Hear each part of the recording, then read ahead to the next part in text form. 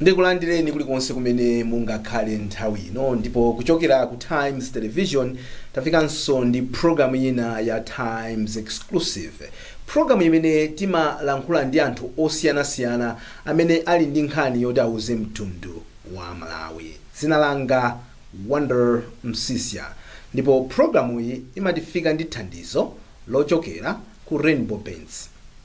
Wow, I think K-Pitch looks amazing on the door. The electric blue cuts it for me. Come on, look at the tango, candy pink, then orange, okay, sweet lime. Do you like what you see? You can dream it and live it. Download your Rainbow app today and begin the magic of transforming your home into a fabulous space. Rainbow Paints. Peace of mind. Part of the deal.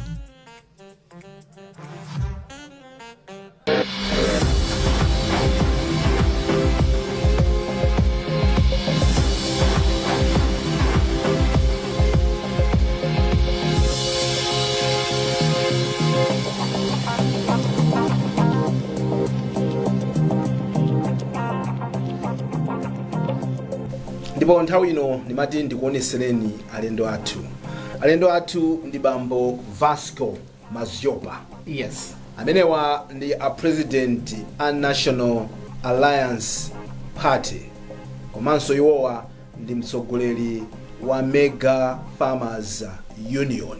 Nde mwabwera pano abwana mutavala zipewa ziwiri, uku ndi mtsogoleri wa National Alliance. Yes. Yes. Ukuso ndi mtsogoleri wa Mega Farmers Union. Yes. Ndeti khati ukamba nkhani zimenezozo, komano ena mwina sakukuzwani bwinobwino, anangokuonani chakumapetopeto ukuku chaku 2025 mukukangalika kuti aya Maziopa amene ena makuzwani ngati ndinu munthu wa business, mukhanga ti mwamba kuonesa chidwi kundale, iyayi muli ndi chipani chanu, iyayi mukhoza kukhala pa ballot mwachidule. Kodi Vasco Maziopa ndi ndani? Vasco Maziopa ndi zibambo ana awiri okwatira. Right. Kwa business mene mwanenera. Right. Mulimi komanso president wa chipani cha National Alliance. Yes. Ndimachokera ku Mzimba kwa Chindi. Maka timati Magodi village. Chakwa Magido ko ndi border ndithu ndi Zambia. Okay. Ndithu. Mwina mwachidule ndingatero ndingonena choncho. Mbiri ya National Alliance mungatipase mbiri yotani kuti chidabwera bwanji chipani chimene chichi andi pano chili pati? National Alliance Party ndi chipani chimene tinachiyamba mu 2024 October November. Titaona kuti zipani zimene zilipo kwambiri zili traditional kwambiri, pamaonekabe kuti apange accommodate maka generation yathu ya chinyamatayi. Timuoneka ngati kuti siyabe kunja kwambiri mina amatigwirisa ntchito, akutigwirisabe mwina ntchito kuti tizingopendedwa mapenti, tinyamule masamba, tinyamule mabrakadi. Zisango zikachitika zikatha, ifeso amatipanga throw aku dustbin kuti we're done with them. So naona kuti pange chipani cha chinyamata be kuti nafeso tijoine nawo zipani zimene zilipozi kuti achinyamata tikhale ndi space, tisangokhala ngati menu ya pa table, koma ifeso should be part and parcel of anthu amene pa table pachakukhala kuti they are sharing the cake that is there. So that's why we came up ndi chipani cha National Alliance kuti wachinyamata wina aliyense kuyambira kunsanje kunkhotakota kunchinji aliyense kuchitipa tiyendere limodzi. Ndi chachikulu bwanji in terms of membership? Chipani chikukula, membership ndithu pakali panopa we are still working on it. We can put kuti tili ndi ma structures maboma ose na 28 tili ndi kuyambira ku area constituency ma district na region tili ndi mene amanenera registrar of political parties amanena kuti chipani chikwina khalabe ndi minimum members 100 per district. So yeah, we are managing, panopa we are growing, we are reaching around 500 to 800 stable membership, 1,000 mene tili nayo. 500,000? Yes. Anthu amene tili nawo kuti registered members athu ifeyo National Alliance Party. Nde mutayambisa chipanichi cha ma 2024. Yes. Mumaunika chisankho cha 2025 kapena masomphenyano anali patsogolo?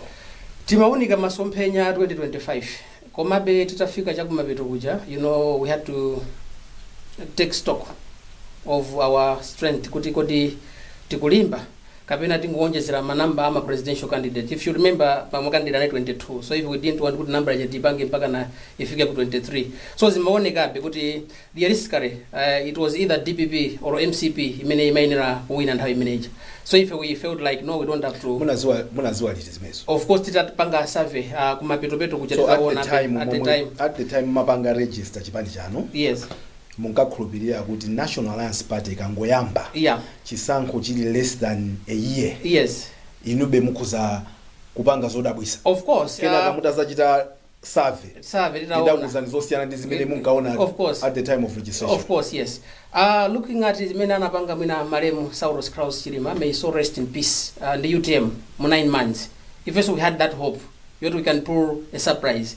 Kuti if he managed hope imene Amalawi nthawi imeja anali atatopa. Amalawi amafuna kusinda. Amalawi amafuna utsogoleri wina. In 2024. 2025. Of course, yes. Because you understand why I'm asking you this question. Of course, yeah, I do, yes. Because you are saying kuti momwe malembesa. Yeah.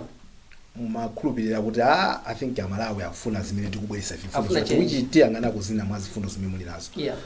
Komano pasala pang'ono kuti mukapereke ma nomination papers. Inu simunakapereke nawo munazazindikira kuti atazazanapo kapena chanchani. So I want to understand kuti what changed significantly kuti you thinking as your register munapanga register muja the 2024 mujani mwezi wanji should be November, December. Okay, so yes. Let's say November 2024. Yes. Chisankho chili in about 10 months. Yes. Because tinali mu September. Yes. And at the time of registration, yes, you were sure kuti no, if you tipanga now masankho amenewa. Of course, yeah. 10 months down the line, you realize kuti it was only supposed to be MCP and it was supposed to be 2 or less. Yeah, but in November 2024 that was not the case. That was not the case because as maveka be, you know, David Akumbuyo kuti wina a Professor Saima and another Professor Akura that time. So we thought like maybe kukaragadi the winner or maybe would not be able to compete. Komata bwera professor aja, you know, the game changed. Kuti game imeoneka kuti ababa yasinda sinduza sinda. China sinda njani. And ameoneka kuti they were tired of Malawi Congress Party. So they wanted to kubweresa a professor. People were tired of what? Malawi Congress Party.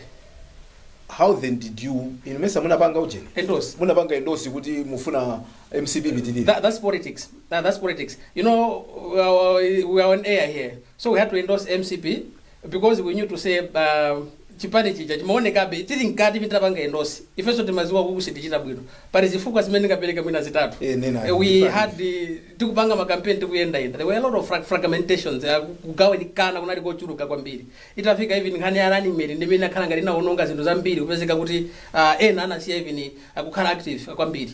So if you timapita timaziwabe kuti apapa kumetapitako zinthu sizikhala bwino. Ndicho linga china njani. Of course politics you do it you look at not only 2025 yet mayanga naso kutsogolo ku 2030 ku my elections, 2035 ku my elections, 2040 ku my elections. I'm still young, we are still young. No. Yes. I think if so many Roma mali zemba bwana maziopa. Yeah. Mukuziwa kuti uyu. Yeah. Akagwa kupompo. Of course. Ndenu mamusapota kuti mukagwe naye? Kugwa pandale palibe kuluza. Ndale there is no kuluza. Zimachitika ndijali mtaka sana pambane. Sana pambane amakhala kuti munthu uja awunikire kuti pamene tinalakwitsa ndipati. Tikamabweraso chisankho china tizakonse pati. What do you call that process where we wapambana in this case? Yes. Ina wina ndi DPP. Yeah, Professor. Analuza. Ndemesa mkuti munthu saluza. Kuluza kuja. Yeah, kuluza umakhala kuti a Professor 2020 tunawonso analuza.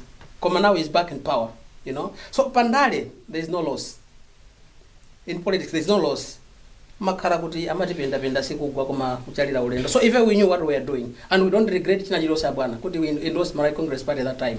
But at the time of your endorsement, yes, mumaziwa kuti MCP sichita bwino. Is that what you're saying? Timaziwa kuti MCP no say no kapena inu no khangati msogoleri ndaza no sabe muna kulo se timaziwa be. You know zimaoneka be kuti even tili nkati tikuyenda na MCP aja.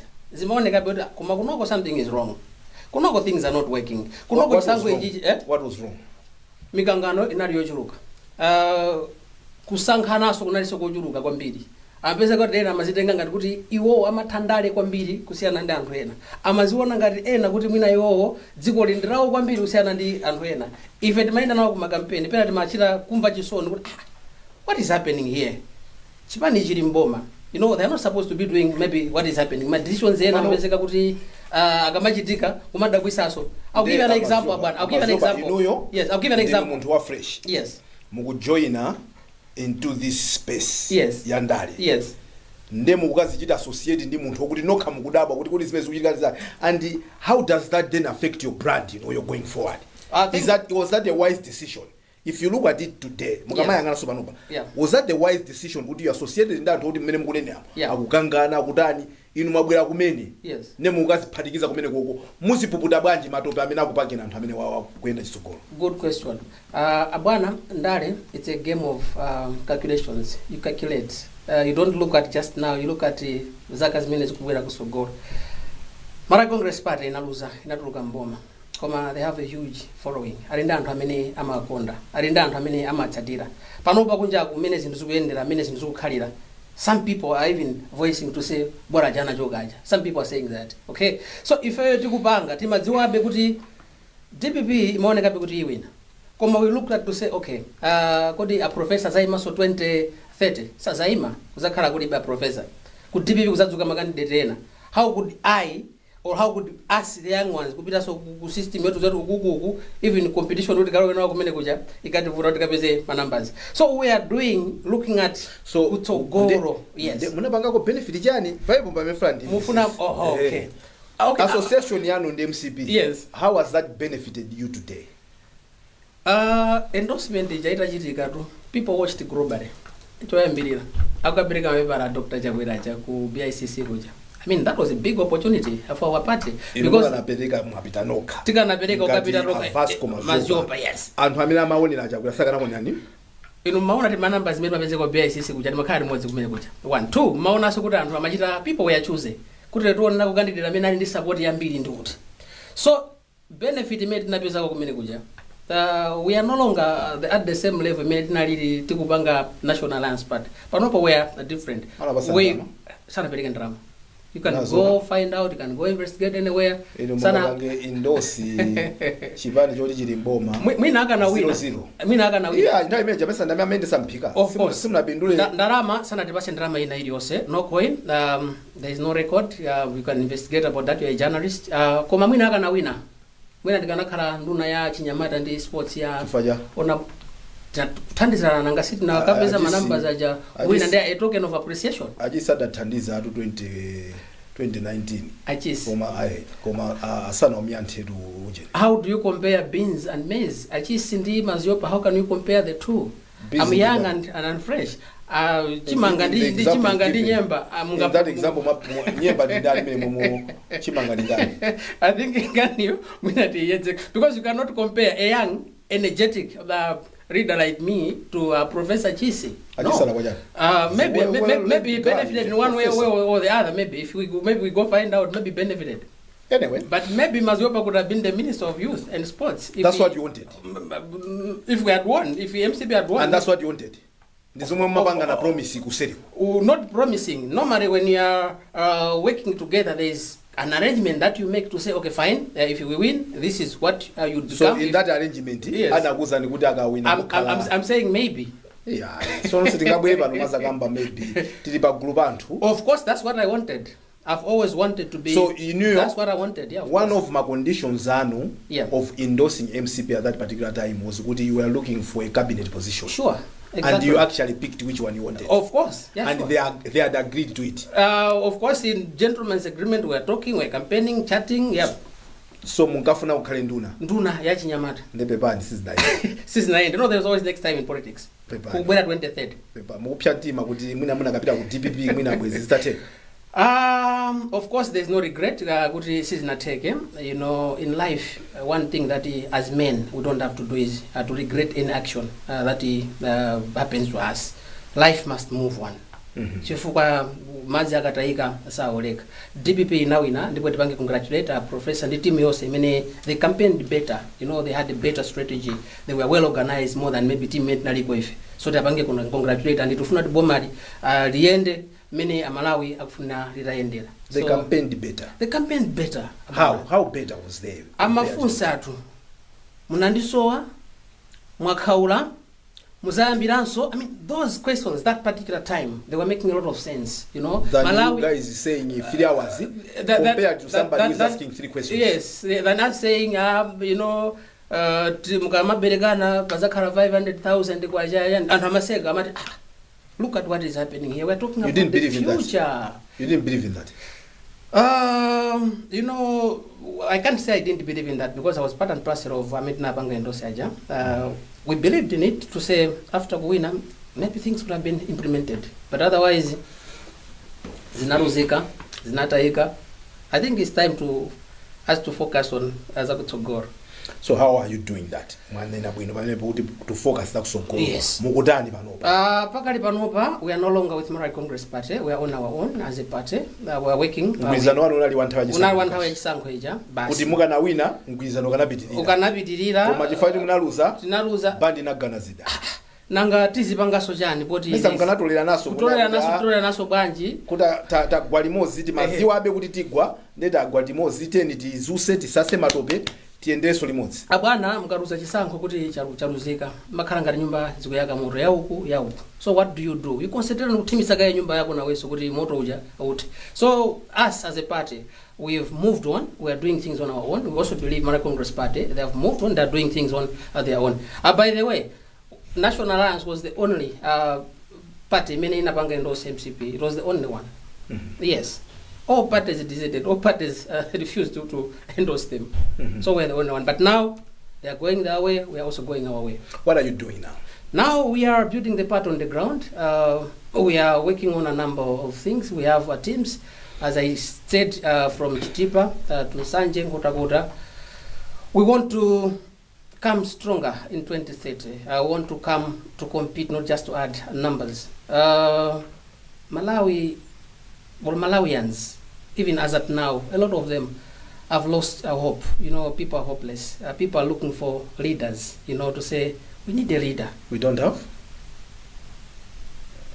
I think that one, let me not answer that one, but Malawians are looking for a leader. Musa Zed. Yes.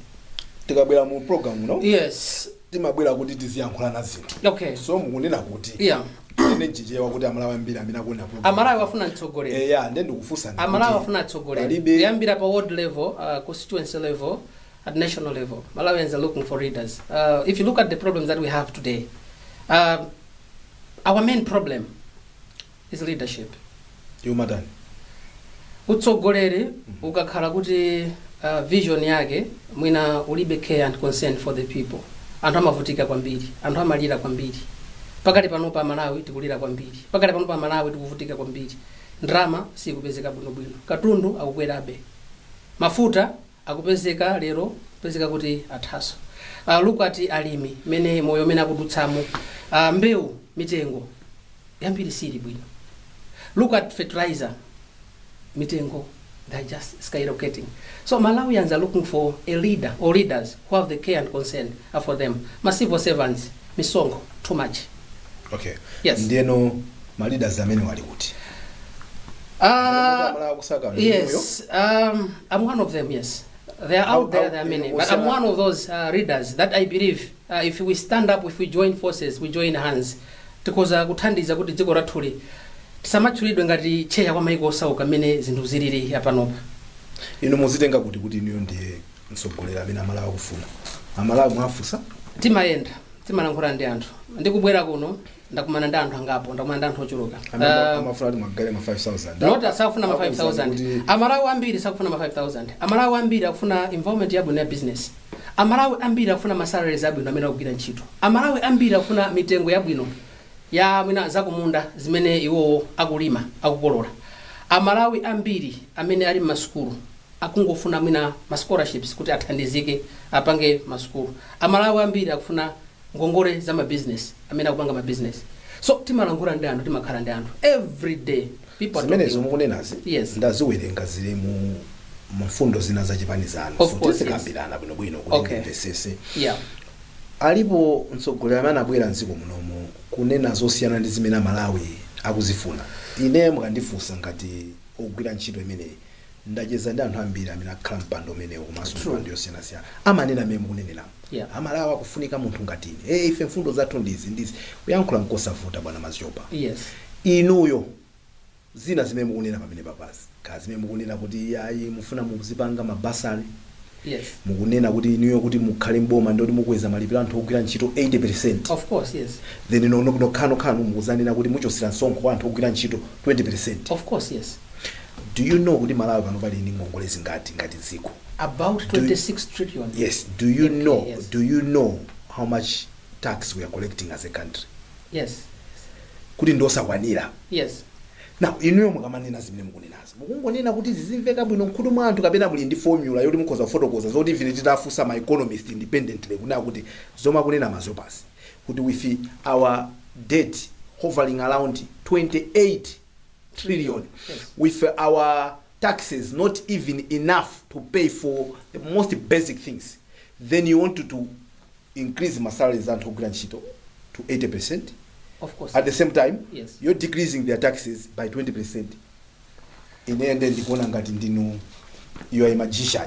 Now, make me understand how you gonna do this, considering the other factors zimendani nazi. Mungaziendese bwanji kuti chumacho chiyende bwino kwambiri. Nkupanga achieve zimene mukuniazi. Choyambirira bwana Wanda, Malawi ali ndi maminerals ochuluka kwambiri. Okay, tili ndi cobalt, tili ndi uranium, tili ndi zinc, tili ndi diamond gold, zapezekaso zilipo mdziko muno. Koma problem imene tili nayo ngati Malawi, we are thinking outside the box instead of thinking without the box. Okay, tikudalira kwambiri kuti chilichonse tizichita kubwereka, chilichonse tizichita kupempha, chilichonse tichite kudula anthu misonkho, kuwabwereka, kuwakhapa, kukama ng'ombe imene yaonda kale ilibe kena kalikonse. Why can't we go for our minerals? Minerals athu ndochuluka kwambiri.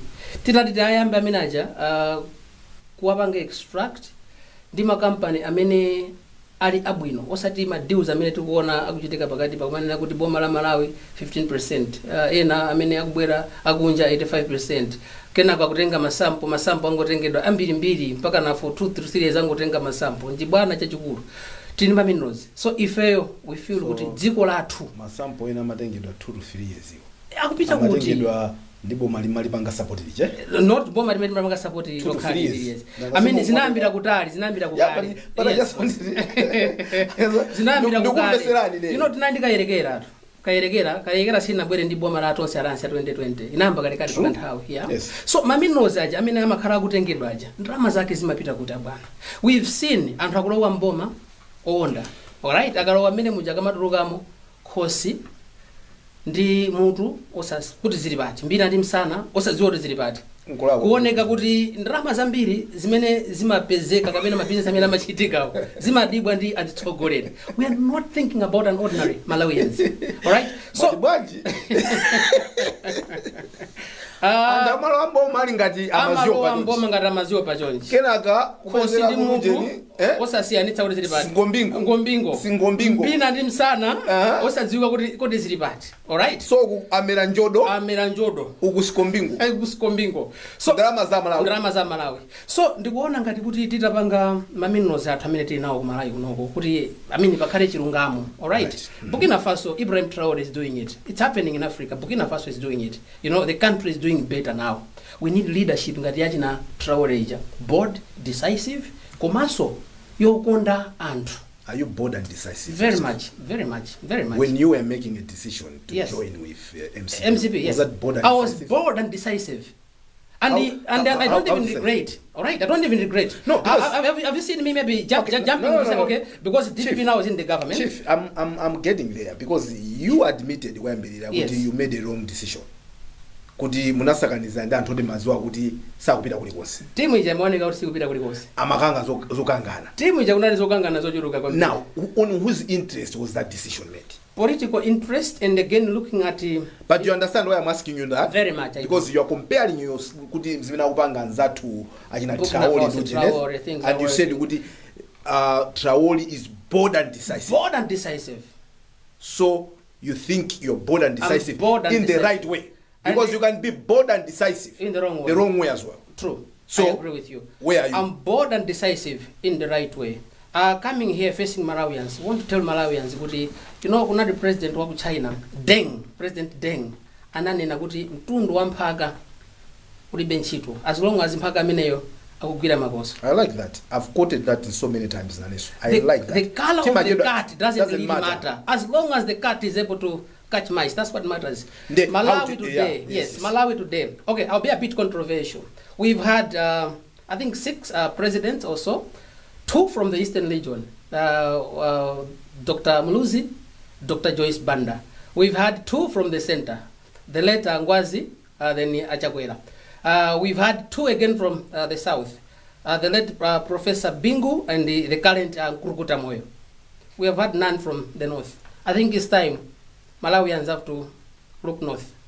But you've just said it doesn't matter the color of the cat. That's where now this comes in. People have been saying kumpoto sungajoge mtsogolere. So I just want to emphasize here on a national TV. Does it matter? It doesn't where the matter. president where it comes from? Of course. I thought you're using of analogy.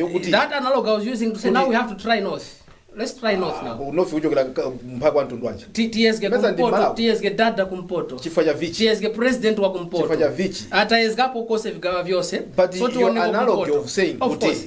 it doesn't matter the It color doesn't of the matter the cat. color of Then the we cat. shouldn't be saying where the president comes from. Now the cat- as long as we find the right guy. The cat has to come from the north. Why? What makes you think that this cat is from the We north? see now how this cat will try to catch the mice. You know, we have so many problems here. Makoswe achuruka kwambira umphawi. Machuruka makoswe mnomo. Anthu ambiri tiyende ngongole. Tikulephera kubweza ngongole makoswe angongole. Anthu ambiri, I tell you, makamaka azibambo. Tikamajoka pakhomo mama madzulo tikamabwerera. We are stressed. We are depressed. Why? Zinthu zikuvuta economy sikuyenda. So I'm saying now it's time Malawians, you know, of goodwill. It's time now. Then tigwire mpaka wa kumpoto. Agwire makoso. Oh. Yes. And you are that mpaka. Mpaka wako mpoto wake ndinuyo? No, there's so many. So I think for now, Unakwera ndinuyo. Ndikuyankhulana ndinuyo. So siningafusa anthu kuti palibepo. of course I'm fit. Of course I'm fit. What makes you think? What makes you fit? Sorry, I beg your pardon. What makes you fit? What have you done in your life? What is your track record? Oh, okay, good. I love that the track record thing.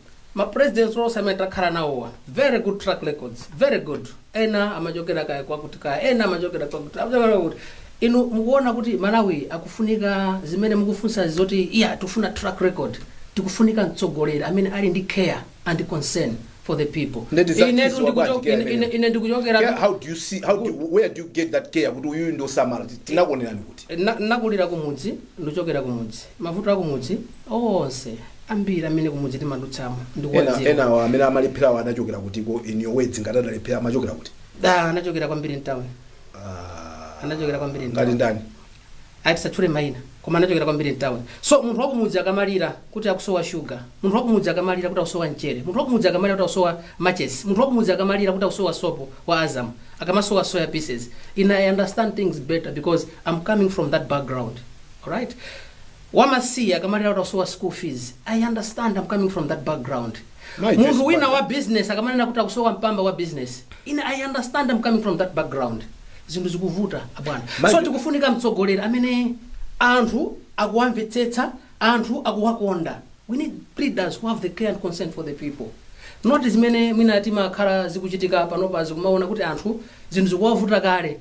Then you go makapazaso mavuto ena mpaka nandu matawa makomo chikwacho tikuwafusa ngongole zija zoti kana anati nganthu akulephera kubweza mpaka na kuwapina kuwavuta. At the end of the day tupanga punishment citizens. So as I'm saying, I want to repeat.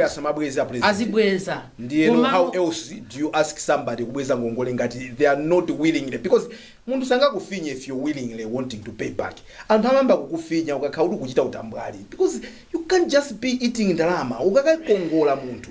Ole nenda kongola ndama yanu. True. Ndikhale munthu ndekha. Yes. ofuna kukupasani Ehe. koma ngati pandekha Yeah. tagwirizana masiku osindikupereka ine ndingakudandauleni inuyo mukagwisa ntchito mphamvu kuti ndipase ndalama yanu. Pali zinthu ziwiri. Zinthu anthu mmakhala pansi nkukambirana. Zinthu Pati- mmakhala pansi nkupfetsetsana.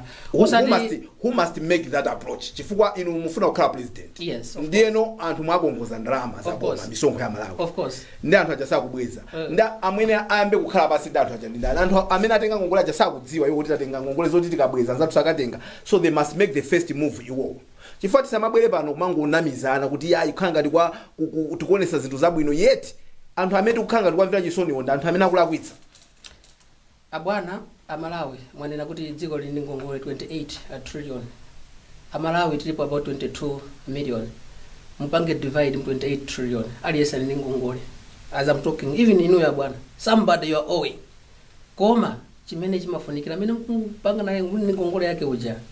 Mukamuza kuti ndilibe let's restructure. Na pamene popo ndi Ndilibe mwana kuti tentikambirane. ine amene ndinakongolani Yes. ndikampeza amene anandikongoza uja koma ndikangokhala phe can I blame somebody amene akugwisana ntchito mphamvu kuti azatenge ndalama zija. Kwathu kuno timagwiritsira ntchito ndale osati mphamvu ndale. Alright, timagwiritsira ndale. Akachoka awa akuoneka napanga society ndi awa. Let's victimize them. Chabwino. Bwana, let's not forget dziko li kuti tilimange economy kuti iyende bwino. It needs everybody, even munthu wamisala.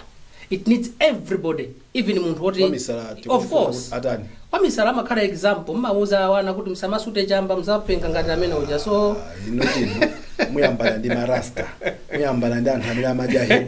Chabwino tikupita ku break tikucheza ndi bambo Vasco Maziopa iwowa ndi a president a National Alliance komanso iwowa ndi president wa Mega Farmers Union. Tikachoka kumeneko tikambeza ku Mega Farm.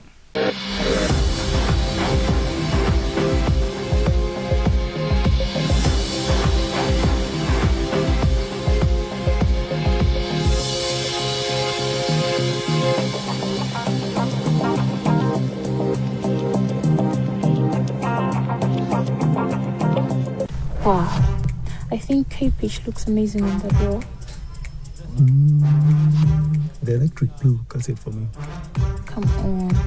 Look at the tango. Candy pink. Burnt orange. Okay, sweet lime. Do you like what you see? You can dream it and live it. Download your Rainbow app today and begin the magic of transforming your home into a fabulous space. Rainbow Paints. Peace of mind. Part of the deal.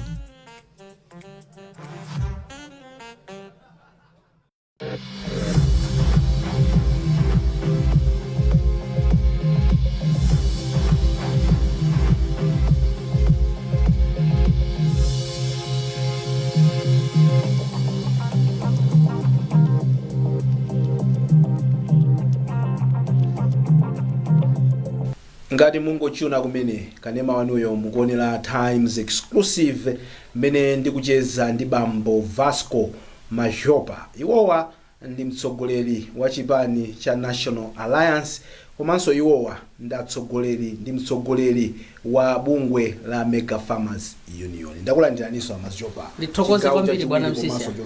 Thank you so much. Bwana inu pakati pa ndithu munali modzi mwa anthu amene munatchulidwa Madifoters. kuti munatenga ngongole zokhuza Mega Farm. True. Ndezi nakuvutani kubweza adawerenga mayina anu nyumba ya malamulo ndi munalemba ino kalata kufuna kutengera nduna mpaka na kukhoti kuti akupepeseni chifukwa kunyazisani. Ndimafuna ndikufunseni. Kodi Mega Farmers Union ndinu ma Mega Farmers ang'ono kapena akuluakulu? Inu munda wanu uli kuti ndi waukulu bwanji tisanafike ino za ucheya wanu? Ndathokoza kwambiri. Ndi ma Mega Farmers akuluakulu osati ang'ono. Chabwino. Yeah. Ndinawo soko mu group mwanu ma Mega Farmers ang'ono? I don't think it is now. Chifukwa rambira amene ali menemo even mukaona ndrama zimene anapanga default kapena Yeah, tisatengere ndama. Titengere piece of land mwali nayo pamene akulima. Yeah. Because for you to qualify to be a mega farmer, yes. ndikuti wena ukhala ndi ma hectares oposa 1000. Now, but then it was 20 hectares then. when ife tikupanga apply it was ndifaika 20. manena kuti ma mega farmers maybe yeah. so ino ndi ma mega inu muli ndi malo akulu bwanji ine nthawi imene nali ndi 70 acres 70 yeah.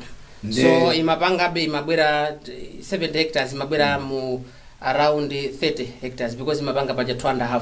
So munthu amene ali ndi less than 100 hectares akhoza kukhaso mega farm. Of course. Nthawi imene amati 20 hectares a mega farmers unit ndi amaika amati amanena kuti munthuyo ndi payekha kapena mabwera pamodzi kuphatikiza maploti anu aja kupanga ngati mega farmer. Atatulutsa advert yawo imene inatuluka cha 2024 ananena kuti aliyense payekha ukhale ndi at least a minimum of 20 hectares. Ndenu mundi 70. Of course. Mundalo kuti Kasungu kwatiye lukwa. Mazajani. Chimanga, soya, ndi ntedza. Chabwino. Ndito. Ndi mudakhala pamodzi anthu amene waja. Yes. Munapanga union. Napanga union. Union inabwera after maina athu atachulidwa ku parliament kuja. Kodi union yabwera nthawi imene inabwere. No. Union inapanga image inatuluka pa nthawi ya crisis because maina aja atachulidwa lonse tinali odabwa kuti ife timayembekeza kuti tisaftamangire. Yeah, so union yapangira but after. Alright. So I want to understand now process. Inuyo mutapita kuti mukufuna mupange nawo access. Yes. Ngongole za mega farm. Zimayenda bwanji? Anatulutsa advert. Aliyense amati tipange apply. So timapanga apply. I remember that time anthu amene anapanga apply 2152 amene anapanga apply. Anatengapo mu chaka cha 2000 2024. Mu chaka cha 2024 yes, yeah. Munalipo anthu anga 2152. 2152 amene anapanga apply. Okay. Amene anapanga qualify 952. Chabwino. Yeah. Ino munali gulu la anthu ochita qualify. Gulu la anthu ochita qualify. Ino munatenga kuzinga? Ine natenga ma inputs okwana 34 million. So ngongole anu pamodzi inali 34 million. Inali 34 million. Komata ikako interest inakwana 39.5 million. Chabwino. Yeah.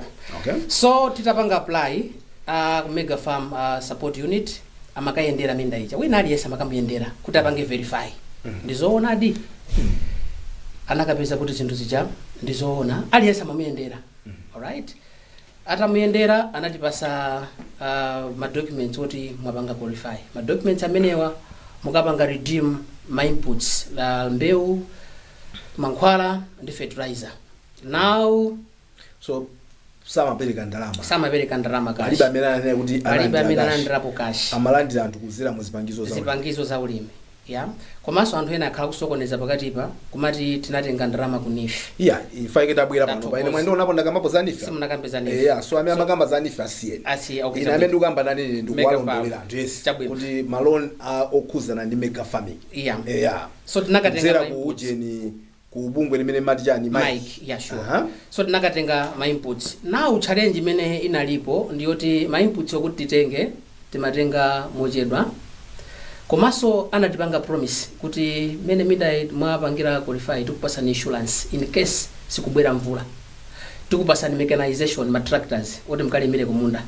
Tikupasani ndrama ya farm manager oti muzimulipira mpange haya farm manager wakubunda. Tikupasani ma operation cost ndrama so mugwirisire ntchito. Koma none of these things were given to all of us. Nandira palibe. Ndemu kuti nani were giving. Okay, so palibe amene analandira. Okay. Now chaka chomwe chija tinapezeka kuti mukulandira kwathu ma inputs ambiri mwa ife timalandira mochedwa February pamene tinkalandira mina ma fertilizer even mbewu kumene mvula ija ikuvutaso. Ndemu chimwe munalandira ndi chani osakana kuti sitinakathe kukana chifukwa tinali mu contract mujatita lowa kale ife we had hope because anatuzaso datipasa ma machines ali irrigation kuminda kwathuko kutati pasa mutaona kuti nthawi imene magwirizana kuti akupasani zinthu yachedwa. How could you continue kumakhulupirira? We were tinakhulupirira because timatupanga deal ndi boma. Komanso timatupanga deal ndi anthu amene ali ndi support yokwanira bwino. Okay. Chifukwa amatiuza matina anatonse timapita kukatiuza budget ya chimenechi so much billions and 38 billion that was. Yeah. So if timaona ngati akutiuza kuti pali budget iyo khazikika zonsezi zilipo maybe they will take care of mavuto amene angakhalepo. But they didn't. And ena amene anapezeka kuti adzala amabwera so kuzatiyendera mamenda mucha. Maona? Yes, of course, in Najara. amabwera kuzayendera maminda muja mavuto nkumaona kumapanga rekodi nkumapita pena zikakhalapo zisanabwere timalembera kuwatumizira nkuwajambulira ndi amanena kuti ano msadandaule. I remember there was even a meeting imene inakachitika kurumpi ndi Honorable Akawale anduna anakumana ndi alimi akurumpi anakauza kuti mavuto amene mukumana nawo tikuwadziwa, musadandaule, musachite mantha, ife ngati boma tikupangani support. So anthu malimba mtima ndi zimene zimachokera kuboma at that time. Now, mukatenga mwachisanzo ino mwati munatenga katundu wa 34 million. Panali chani cha? Panali mbewu ya chani? Yachimanga. Then panali mankhwala. Mankhwala so achimanga? Achimangaso. Then panali fertilizer. Ekani ndi urea. Ndizimene zimapangisa 30 million. Ndizimene zimapangisa 34 million. Munagwirizana kuti muzabweza bwa? Tinagwirizana kuti tikakolola bwino chilichonse akatipanga support imene wanalonjezera. Ife titenga mbewu tikayisiya ku NFRA kapena tikayisiya ku ADMAC. Mbewu kapena zokolola? Zokolola. Zokolola sorry. Zokolola tikayisiya ku NFRA ndi ku ADMAC. Iwo kumene kuja akagula pa 1350 kwacha package. Chabwino. Ndrama yotsalayo akatibwezera. Akachosako ngongole yawo ija. Ndiye zinachitika ndi chani apa mutasala? Zinachitika titadzala ena tinakumana ndi ng'amba panalibe chimene chinachitika ngati ineyo. Ino munabwerako chani? Nabwerako zero. Olo chisongoto. Chisonongo zinalipo koma nanga ukatenge sonongo mapitanazo ku NFRA kumapitanazo ku ADMAC kuchitira kuti zero wake ndo wati. Zero wake ndanda kapena zero kuti china munango udya nokha. China chinangopezeka kuti chinali chapang'ono kwambiri. Now anzathu amene anayeserako kuti apezako amapititsa ena pang'ono zinayenderako koma ndala itasintha ADMAC ndi NFRA anapezeka kuti acheka nkumauza kuti mbewu zanuzo amene zokolola zanuzo mbwerere nazo kaye tizakuuzani kuti zabwere nthawi yake iti. Ndi panatenga period yoti mpaka na zina zimafumbwa, panatenga period yoti mpaka na alimi anamba kuluza hope kuti I invested something, I wanted something out of it. Ena machitengaso zokolola zija kumapititsa even kumavenda kuti mwina to just cover up for my cost ena amene anali nawo. Now tili mkati momuja moti mwina boma limene lasinthira atitanitsa alimi tikumane. Ndi pamene tinazangodabwa kuti kwamba kutumizidwa ma demand letters, ma debt collectors, kenako maina chanamba ukachwidwa ku parliament kuja kenako maina anapita mu social media. We are shocked kuti we never had that time yoti mina kayande anduna kayanda ku maiki kayanda ku mega farm support unit kukambirana. How do we go about that problem? Abwana palibe mulimi amene anakana kuti sabweza ngongole manager. And ena mayembekezera kuti mwina katiitanitsa tikanene kuti what if you wait for us mwina season inayi whatever we might get tipangiko cover. Ndizo tunaona kuti okay, so panalibe boma la sintha panalibe engagement ina ili yonse imene inapanga engagement anthu kuti anthu awa anatenga ndalama kuti apange ulimi kodi ali pati nkukufunsani panalibe munazangozindikira maina atuluka ku parliament and aliyense tikamayenda kungotitchula kwakuba mbava.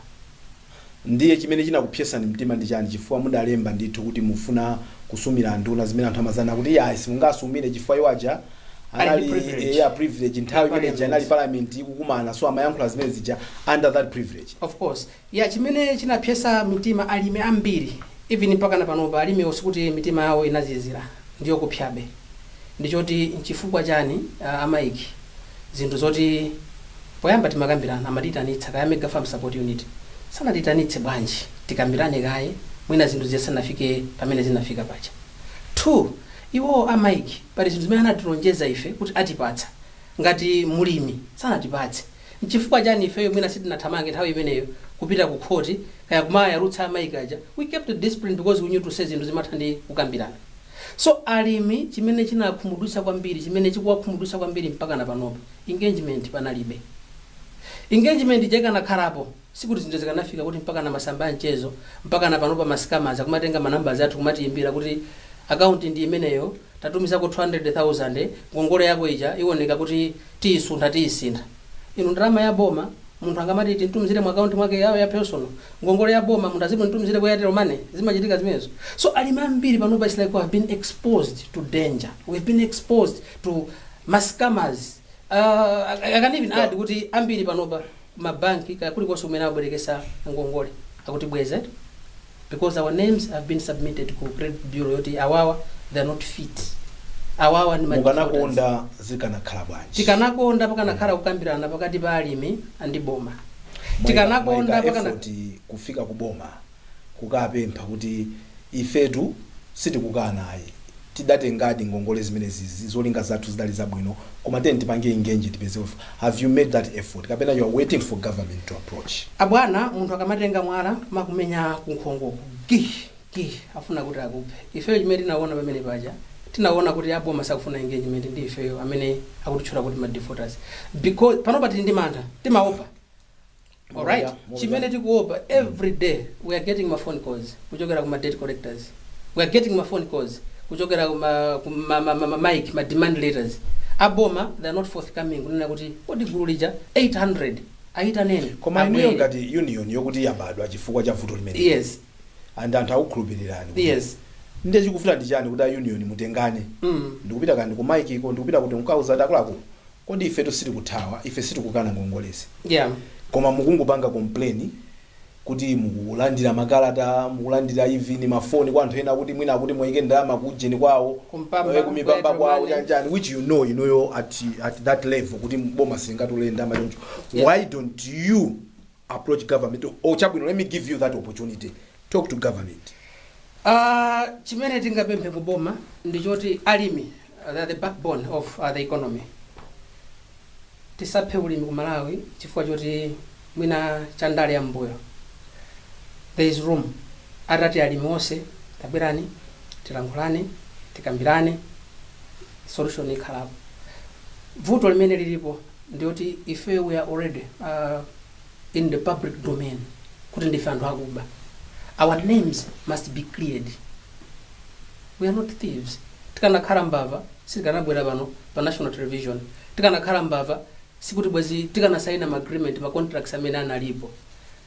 For your own information, chilichonse chimene tinalanga pamene paja panalibe poto agreement yonena kuti ife tikuyenera kumabweza ndalama direct kuboma. Mendanenera timayenera kubweza zokolola. So abomawo akuyenera kupanga realize kuti ife tikuyenera kutenga zokolola tikasiye zokolola. Osati izimene zochitika zoti pazibwera ma demand letters, ma debt collectors. Pano ma demand letters ali chani? Ati mbweze ndalama? Akuti bweze ndalama, akumapereka ma account number ndalama mutumize uko ndalama, mupite mkasiye ndalama. The agreement was not money, abwana. So boma they have to rethink their strategy. Koma alimiso ambiri panopa because of what we went through, the trauma, the depression, the stress. My business atitera. Trust ya anthu akamationa aliyense akamati mbava akuba. Anthu ononga, anthu osokoneza. Munaja misonkho yathu, you know. Ndi zinthu zoti ambiri zapangitsa kuti mwina abisale. Ambiri akulephera kuyenda. Ambiri akulephera kupanga ma business. Anthu ambiri ndalama imene akupanga demand yakuti ibwezedwe. Anthu ndalama alibe abwana. Economy sili. Membership yanu. Yes. Ya anthu amene muli nawo mu gulu limene lili ma mega farmers mukwadziwa onse kapena musimunga abangi anthu akamakuonani. Yes. Ambiri akamakuonani ngati ndinu anthu andali. You are more of politicians than farmers. Komanso mwina ma politicians amene munali mwina ndi mwayo kuti munali ndi maobale ndipo malapita lija. Nkulakwa kuyangana choncho? Sikulakwa. Mega farm ija itapanga advertise. Analipo ena oti panopa ali kuboma limene kulamula. Timakumana tikuwadziwa tili ndi maina. Sitingatchule for the sake of respect. Koma tikudziwa zoti auja anatenga. Even list imene inatuluka ija. Pena pake bezi madabwitsa but awa anabweza liti. Awa zinatheka liti. So pali anzanu ena. Yes. Ma mega farmers ang'ono kandi medium kandi akulu amene yakani mexaji amene munatenga nawo zipangizo kuchokera ku bungwe la Mike. Of course. Kwa panopa ali mboma la DPP. Of course. Pa list paja musimu naonepo. Ndi madabwa kuti awa adabweza liti. Ndechikufuna ndi chani kuti zimene ndikunenazo kuti okay so you've asked for that engagement but I was asking you a question kuti iniyo mukamaona. You think these are true farmers? These were people that looked at this as an opportunity to try and do farming. Funsori menero ndiliponye ku Mike. Iwo pamene ankapanga approve, pamene ankatipanga approve. Amatuona kuti ma true farmers kapena ma fake farmers. Why were they approving by if we are ma fake farmers? Tiponye ku Mike. Mike amene akumatilembera ma doc makani makarata. Amene ankatipanga approve kuti we are fit. But you want to be so president. You want to be president one day. Of course. So you must be honest with me here. I must be honest. Yes, because one day yes. it's gonna be your government Yes. handling such issues. Yes. And we'll Bwana handle these Masoka. issues in a very different way. Bwana We will not Masoka. handle these issues the way they've been handled. We will Are these respect people? the farmer. Are these people, including yourself? Yes. True farmers, kapena you can separate. Kuti ena wadi ndalimi. Kuma ena it might be difficult for you, even as their president, to prove who they are true farmers. Be honest with me, please. Great. To go by mena napangira approvals, Mike. Everybody who qualified was a true farmer. Is a true farmer. Everybody qualified. By their approval. Everybody is a true farmer. They approved. They disqualified. Now that you are the leader. It was 2001. Now that you are a leader. Yes. Because when you're leading, you must know the people you're leading. Of you course. can't lead a group of people you don't know. Have you done your own assessment, not Mike's assessment? Your own assessment to say, kodi ne muna ndima zakadi ndi anthu ena ke mgulumu kuma yankhulira eti zolinga zawo zinali zina. Have you done that? Of course I've done. And you're satisfied with all the people? Currently we have the documents for everybody. And chokusangalatsa kwambiri choti ambiri amene tili nawo ndi anthu akuluakulu kwambiri. Ena nayamba maulimi ma 2000. Ena nayamba maulimi before iza mega farms sanafike. Kutenga ngongole ya mega farm jakanali koyamba moyo wawo. Zitachitika za maina zija ambiri are very shocked. Nakadziwa sinakadziwa. So we've done the assessment. All samene now, if amene now analima. All samene now.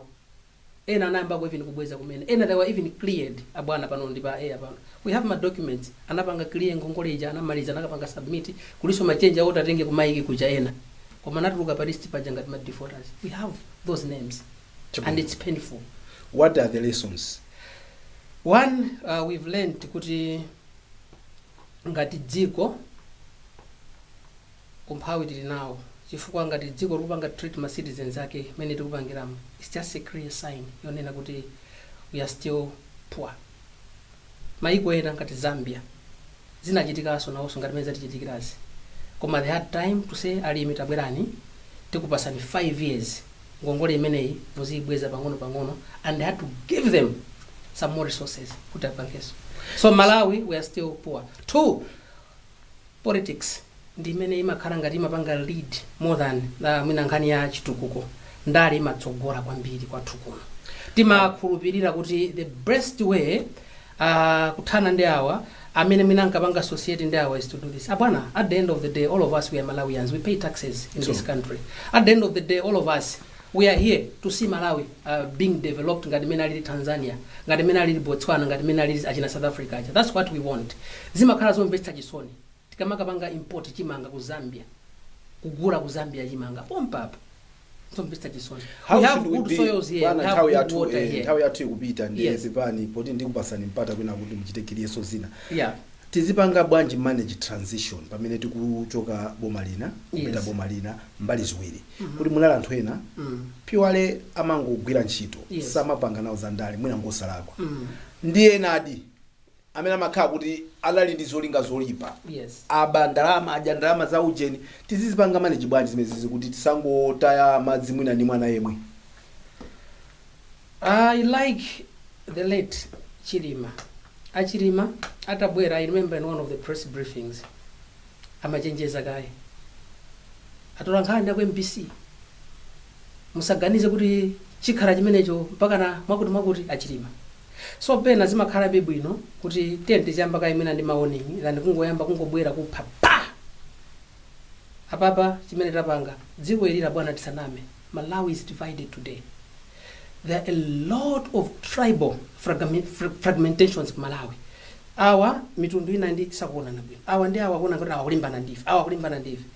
Zinthu sizingaende. Boma likamasintha amene awinaje tendipangeza ku Botswana. I liked what Advocate Aduma Gideon Boko did to President Masisi. I like how they are working together as a country. There are no divisions. We need to copy and press that. Ya mitundui. Yes. Inu mukuti mufuna president achokere kumpoto. How do you look when you hear yourself talk like that? Mazimva bwanji. I'm not being a tribalist, but I'm just giving an example. Napeleka kuti kodi mukanena inuyo ndi kuti muzichipezera adjective yosiyana.